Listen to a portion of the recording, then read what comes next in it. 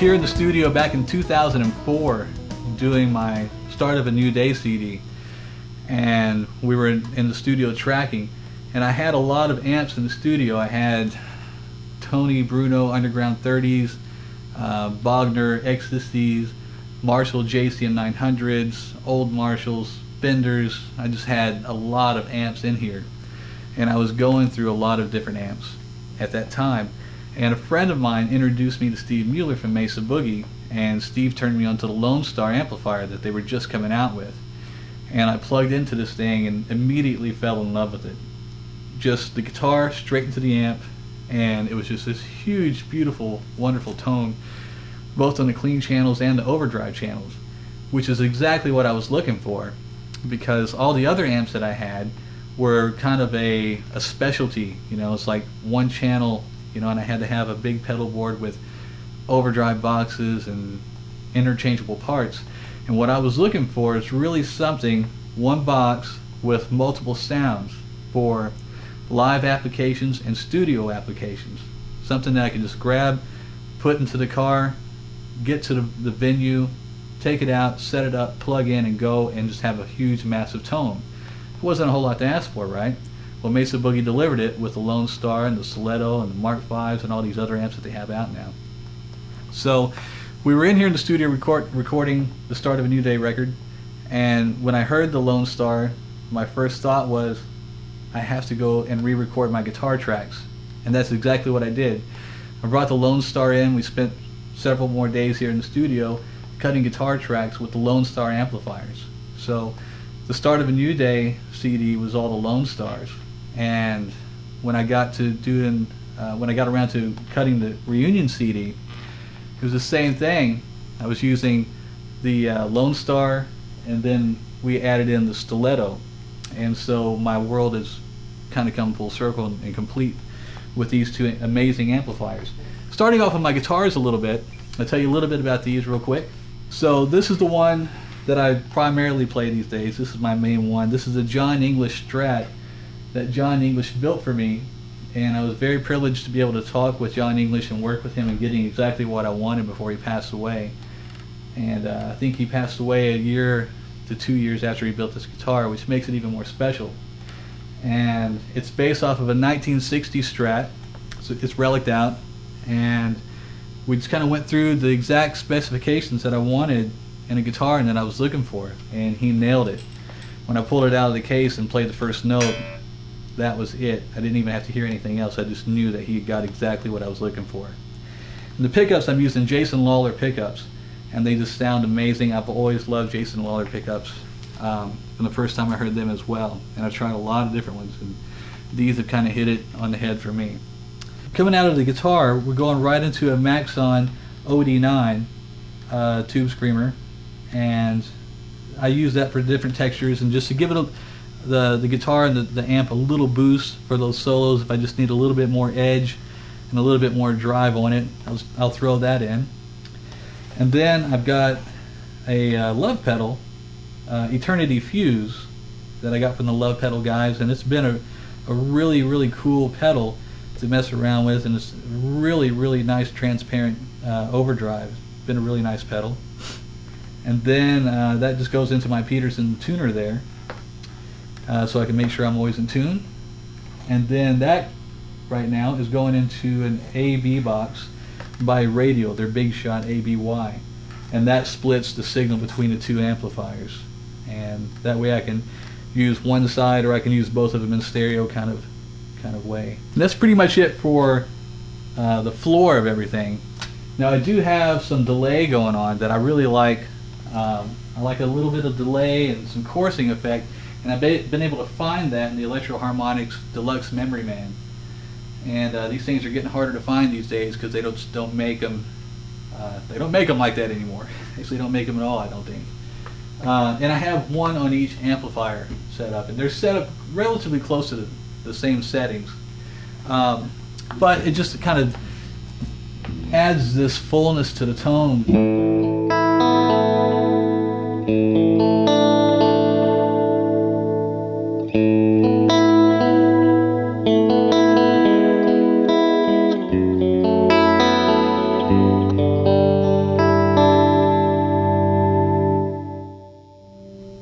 nice little chorus in there, and it's really nice kind of analog reverb that's going on. And it's really close to kind of a tube tape echo, and a whole lot easier to carry around than the tape echoes. So going into the Lone Star, that's pretty much it. Just a couple of pedals that I'll use every now and then for a little bit of overdrive and a little bit of delay. I let the guitar and the amplifiers just kind of do the work all on their own without too many things getting in the way. When I was writing tracks for the last CD, Reunion, this amplifier inspired me to write more and more tunes. I would sit around just mess with the different tones that I could get out of this thing, and one of the tunes that got inspired by the Lone Star was a tune that I wrote for my wife called Corone Song.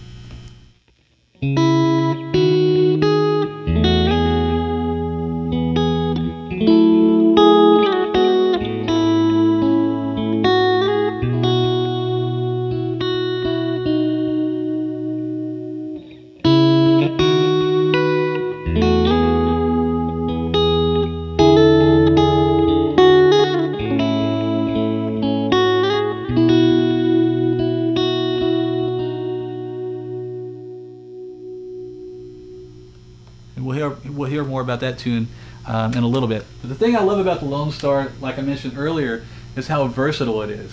You just get this nice, huge, fat tone out of the clean channel, and then the overdrive is just this nice, huge, singing, vocal-like overdrive, and it's the same thing as the clean channel. It's just nice, huge, and fat, beautiful sound that goes on, and it's one box, a couple amps in one box. You know, the way that I usually set it up is everything is almost at 12 o'clock, from the gain all the way to the master volume. You can almost set this amp where you're rolling the bass back a little bit because there's a lot of low end to it.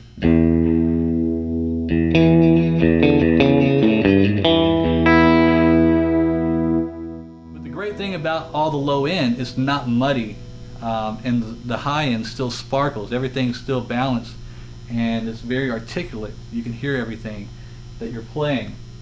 Let me turn the delay off a little bit so you can kind of hear what's going on.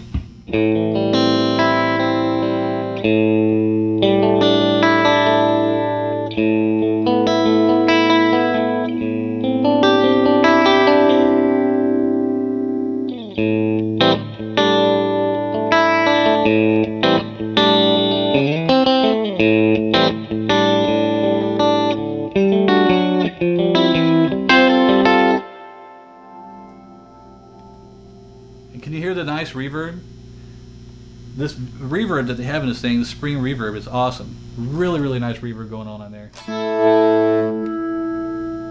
It kind of carries out, but it doesn't get in the way.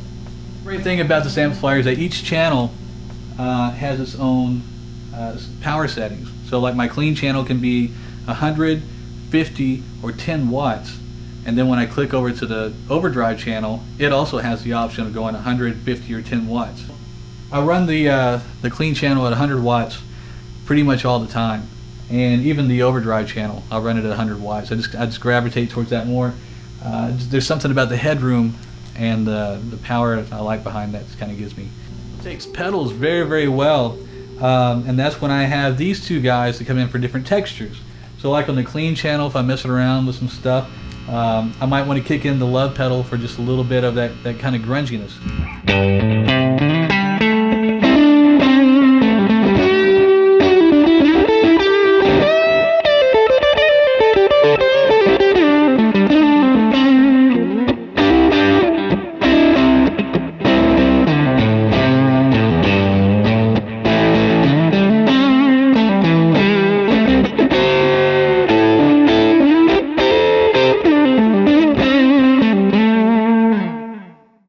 So kicking over to the overdrive channel, which was another just fascinating tone. When I first plugged into it and heard it, it's like, wow, you know, I've just got to go back and re-record all my tracks.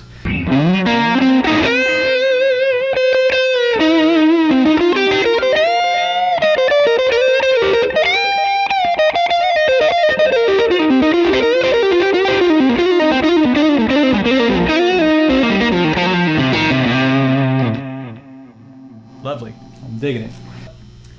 the way I have the Lone Star running right now, I have it running through a Lone Star 410 cabinet. So I have 4 10-inch speakers in this cabinet here, and it's also running a 212 cabinet. I found that to be one of my favorite ways to run the Lone Stars with open back cabinets with a combination of a 410 and a 212. I just really like the sound of that. 410 kind of gives me that punchiness, almost kind of like the old Fender Super Reverbs, and then the 212 just gives me this nice fullness that kind of surrounds it. So it's a great combination of the two cabinets that I like a whole lot.